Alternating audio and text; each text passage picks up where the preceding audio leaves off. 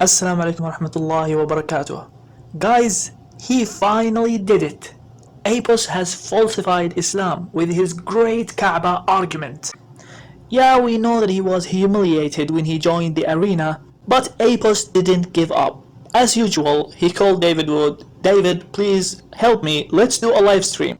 Then he contacted or was contacted by a Jewish man who helped him to further develop his argument. Word baka in the Bible is not actually baka, it's actually a baha. It's a completely different letter. And now it's ready. The argument that is going to destroy Islam is ready. In this short series, I will try to address this amazing argument by Apus. I could have made it in one video, but I believe watching too much Apus is not good for the brain. We will start with his representation of the Islamic claim. Let's see if he represented the Islamic narrative fairly.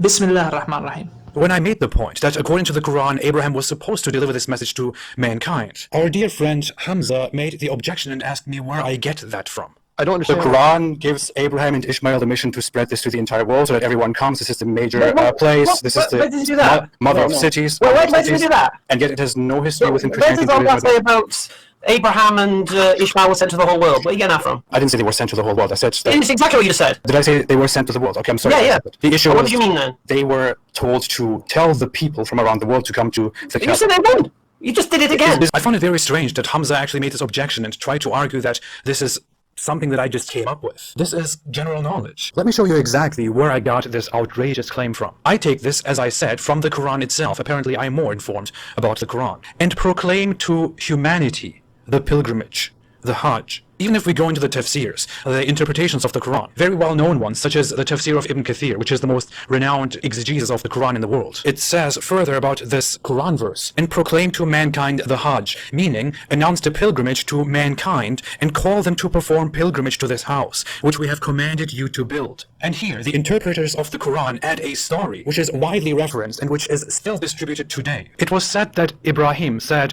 "O Lord, how can I convey this to the people when my voice will not reach them?" It was said, "Call them and we will convey it." So Ibrahim stood up and said, "O mankind, your Lord has established a house, so come on pilgrimage to it." It is said that the mountains lowered themselves so that his voice would reach all the regions of the earth, and those who were still in their mother's wombs, in their father's loins, would hear the call. The response came from everyone in the cities, deserts, and countryside, and those whom Allah has decreed will make the pilgrimage until the day of resurrection. At your service, O Allah, at your service. Dear Hamza, dear Muslim apologists, this is where I get my claim from.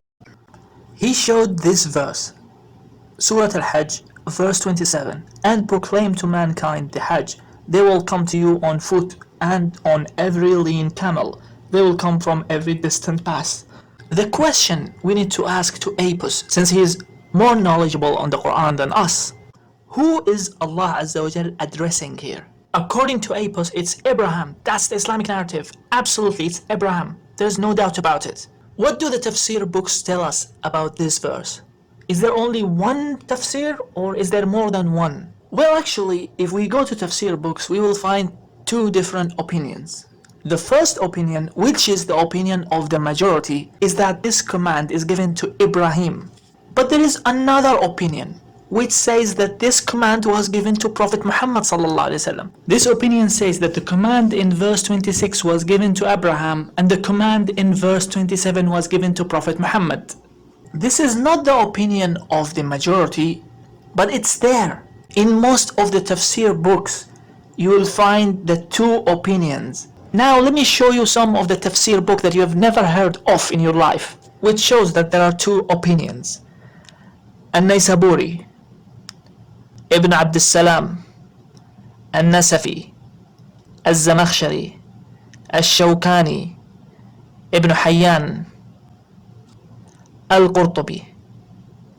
Which means we are not 100% sure that this verse addresses Abraham. It could be addressing Prophet Muhammad sallallahu alaihi wasallam, as per the other opinion. Which means this, listen carefully Apus. If a Muslim believes that in this verse it was Prophet Muhammad ﷺ who was commanded, that will not make him any less Muslim, because this opinion exists in the tafsir book. So this simple fact is enough to debunk your whole argument. Because you based your entire argument on the assumption that there is consensus among all Muslims around the world that this verse is addressing Prophet Ibrahim. But you know what? In order to refute the other stupid points you made, I will assume for argument's sake that this second opinion does not exist. So there is only one opinion. This was a command to Abraham, and anyone who disagrees with that is not a Muslim. All Muslims agrees with that. For the sake of argument, I will assume that this is true. Let's now go to the tafsir of Ibn Kathir, which was quoted by Apus. And here it seems like Apus has a reading problem. Let's read the last 4 lines of this passage. The response came from everyone in the cities, deserts, countrysides, and those whom Allah has decreed will make the pilgrimage until the day of resurrection. This means that when Ibrahim spoke, Allah Azza wa Jal made his voice reach all the region on earth, and the people who responded to him are those whom Allah Azza wa Jal decreed will make the pilgrimage until the day of resurrection. And that includes people who haven't been born yet. And all people whom Allah Azza wa Jal has decreed will perform Hajj responded. Let me show you another wording of the same story, which will make it easier for you. Let's read this. The response came from everything that heard him, from stones, trees, and those whom Allah has decreed will make Hajj until the day of resurrection. So only those whom Allah has decreed will make Hajj until the day of resurrection responded. How many were they? We're not sure. Maybe 1 or 2 people from each city. We have no reason to assume that thousands of people from each city came to Mecca. So there you go, Apus. You failed at the first step. You failed to represent the Islamic position fairly. First of all, there is a disagreement about the interpretation of this verse. The majority says that it was a command to Abraham. Other opinion says that it was a command to Prophet Muhammad ﷺ. If I believe in the opinion which says that it was a command to Prophet Muhammad, I'm still perfectly an orthodox Muslim. And the tafsir of the verse does not tell us how many people came from all around the world. It might be just few people from the time of Abraham. And the verse says that only those who responded to the call of Abraham were the ones who came to do pilgrimage. And it doesn't say whether the people who came during the time of Abraham were so many or few. So we are done with the first part, Apus. In the next videos, inshallah, we will refute your other stupid points. To everyone who's watching, thank you so much. Wassalamu alaikum wa rahmatullahi wa barakatuh.